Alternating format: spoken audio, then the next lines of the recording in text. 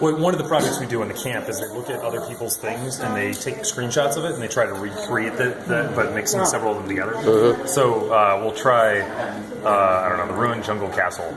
All right, so here's the map. This is the whole world. And this alone, the kids are like, oh my god, you can see from bird's eye view, and they get crazy. Let's see if I think this is the castle. So this thing is covered in trees, but I can basically just click and select an area here, and it's going to try to figure out how deep in the ground to go and how much of the air we want. And so I'm going to crank this up just a little bit higher, just so I don't get the water there. And it's as easy as I just go here to export for 3D printing. Yep, this is the easiest one, or one of the easiest ones. By default, it's WRL, which is what Shapeways uses, but you notice you can do STL. Okay, so you save it as an binary. So this is what our jungle city or something here, right? But you need to save it as binary. Andrew thinks they're better. Well, I'm not sure why. He had a reason. I just don't remember. It's technical. Who cares? So, but it works. Okay. And then you can tweak it a lot, but actually it works if you just press OK. I mean, they've sort of pre-tweaked a lot of this, and it will also tell you things like if you're going to print it online, you can try to have it print under a certain cost, that kind of thing. So our progress bar runs across the bottom there, and then it's telling us, so if you printed this in full color sandstone on Shapeways, it would cost you $185.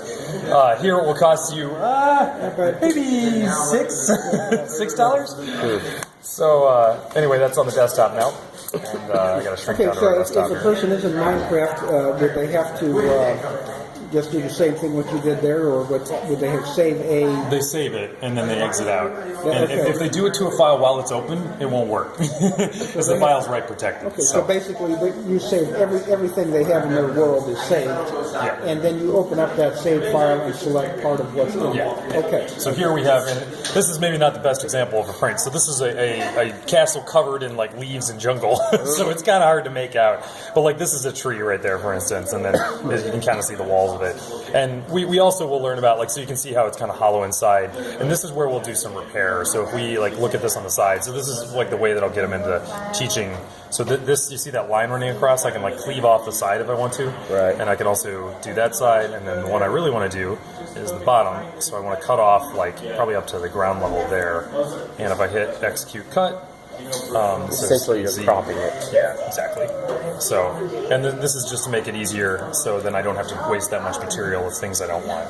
And so this is, I use that as an excuse to talk to kids about like, all right, so actually I cropped too high, so I have to do it again.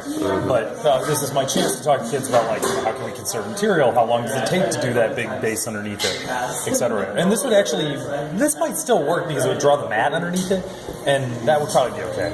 So.